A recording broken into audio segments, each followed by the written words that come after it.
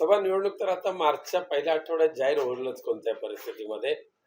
आणि भारतीय जनता पक्ष अद्यापही ऐऱ्या-गैऱ्यांना जवळ करायचा प्रयत्न करते, कारण स्वतःच्या ताकदीवर त्यांना विश्वास राहिलेला नाहीये. त्यामुळे इतर पक्षातले जे भ्रष्टाचारी असतात त्यांना स्वतःच्या पक्षामध्ये घ्यायचं आणि पक्ष वाढवायचा आणि स्वतःच्या प्रामाणिक कार्यकर्त्यांवर अन्याय करायचा, अशा पद्धतीची नीती सध्या भाजपाची आहे. इंडिया आघाडी मात्र एक जबरदस्त ताकदीने, एकजुटीने ह्या निवडणुकीला उतरेल आणि चांगलं यश संपादन करेल आणि देशामध्ये राजकीय परिवर्तन घडवून आणेल, अशी 100% खात्री आहे. पंकजा मुंडे ह्या मुंडे परिवारावर भारतीय जनता पक्षाने खूप अन्याय केलेला आहे.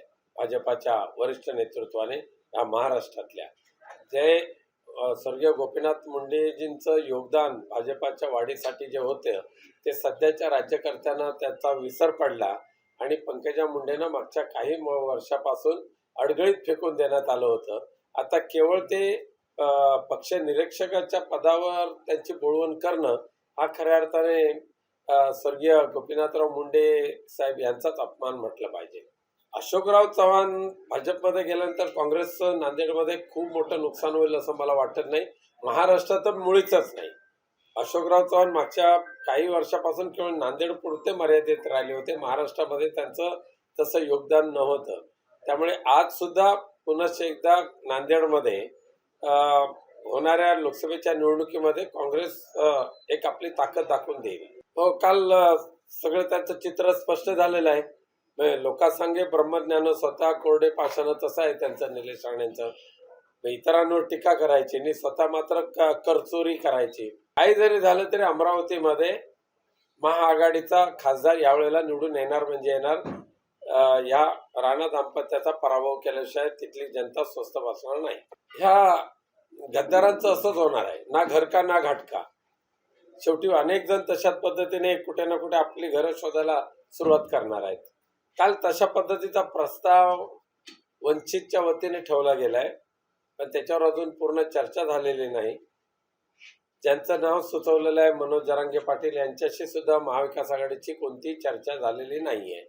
ते वापराने फेकून द्या ही त्यांची पद्धत नेहमीचीच आहे. ज्यांनी पक्ष वाढीसाठी मेहनत केली त्यांना फेकून द्यायचं आणि आयत्या वेळात नागोबा जसे असतात त्यांना घेऊन त्यांना उमेदवारी द्यायची. नाही, आमंत्रण नाही जाणार नक्कीच. या लोकसभेच्या निवडणुकीमध्ये केंद्रीय मंत्री नारायण राणे यांनी उभं राहावंच, पण ते धारिष्ठ त्यांच्यामध्ये नाहीये. रणांगणातून पळपुटा माणूस म्हणून त्यांचा उल्लेख करावा लागेल. एक केंद्रामध्ये मंत्री राहून सुद्धा लोकसभेच्या निवडणुकीचा पराभव दिसत असल्यामुळे जे निवडणुकीच्या रिंगणातून पळ काढतात आणि पक्षाचा विश्वासघात करतात, त्यांच्यावर किती विश्वास ठेवावा हा भाजपाने ठरवावं. नक्कीच. आणि सुधाकर बडगुजर यांनी आपली भूमिका यापूर्वी सुद्धा स्पष्ट केलेली आहे. अद्यापही तसं काही विचार झालेला नाहीये. कल्याण लोकसभा मतदारसंघासहित सर्वच मतदारसंघ जे आहेत शिवसेनेकडे, त्यांच्या उमेदवारांची यादी जवळजवळ निश्चित झालेली आहे. येत्या काही दिवसात ते जाहीर होतील. आणि कल्याण लोकसभा मतदारसंघ सुद्धा शिवसेना उद्धव बाळासाहेब ठाकरे या पक्षाचाच उमेदवार असेल. अर्थात कोण असेल तो त्या यादीच्या वेळेला पक्षप्रमुख माननीय उद्धवजी जाहीर करतील.